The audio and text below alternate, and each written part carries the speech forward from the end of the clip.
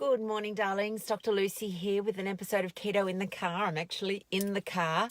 It is freezing and miserable in Melbourne today, which kind of, I think, goes with the whole global feeling in Victoria. We're feeling a bit sorry for ourselves and stuff is obviously going on. Now, one of the things we're talking about this week is getting comfortable with being uncomfortable. And hell, we are certainly in uncomfortable times. I'm even not going to use the word unprecedented. I'm going with uncomfortable.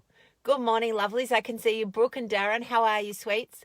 So part of being uncomfortable, what does that actually mean? So it's really about your emotions. Being uncomfortable, I mean, there's physical discomfort. Obviously, if you're standing out in the rain, that's pretty uncomfortable.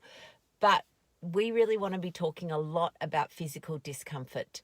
And part of that is identifying what is it that I'm feeling that makes me often want to eat. So, and people know this. They use the term comfort eating, comfort food. Remember, we need to move away from those. Comfort eating, comfort food, they don't help us. So the feelings, some of them are obvious, anger, frustration, sadness. But one of the biggest ones that people don't always realize is fear. And fear-based eating is really common. Good on you, Darren. A 45 session, God, I can't even speak this morning. F45 session already in this morning. Well done. But fear-based eating is really common. We don't always know what it is.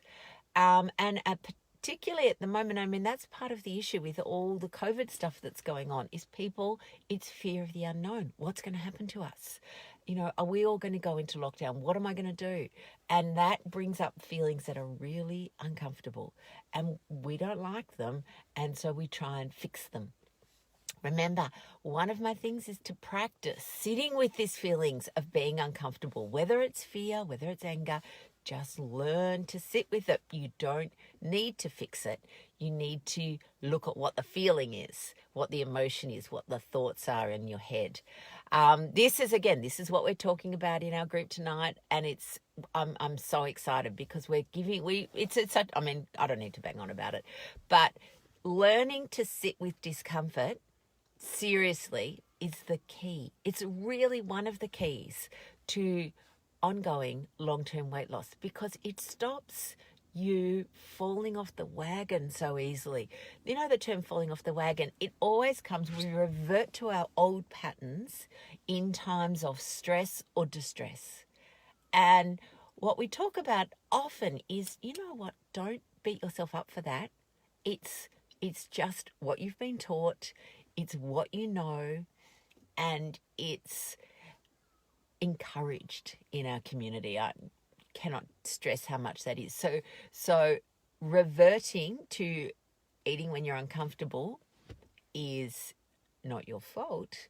But what you do need to learn is some new strategies so that you don't do it. That's what I always see. People go, I've fallen off the wagon. I was busy. My sister got sick. It's always about stress and distress. And we revert then to our old ways of fixing those feelings instead of really learning how to process them or sit with them. All right, darlings, I'm off to work this morning.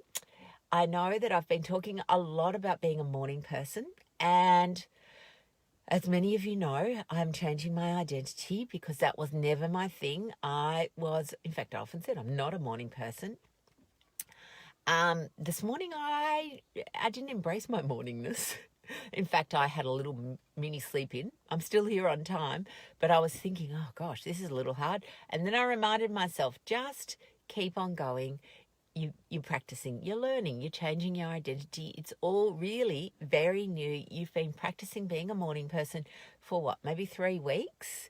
That's 50 years of not being a morning person and 3 weeks of being a morning person. Of course, it's going to take some time. So again, I'm not letting myself off the hook. I'm just acknowledging that it's going to take some time. So, okay, my lovelies. Now I am going to head over to my, to the Real Life Momentum Inner Circle group. So if you're watching and you're one of our members, just head over to that group because I'm going to pop in there for a few minutes too. Okay, have a wonderful day, everybody, and see you tomorrow. Bye, Zools.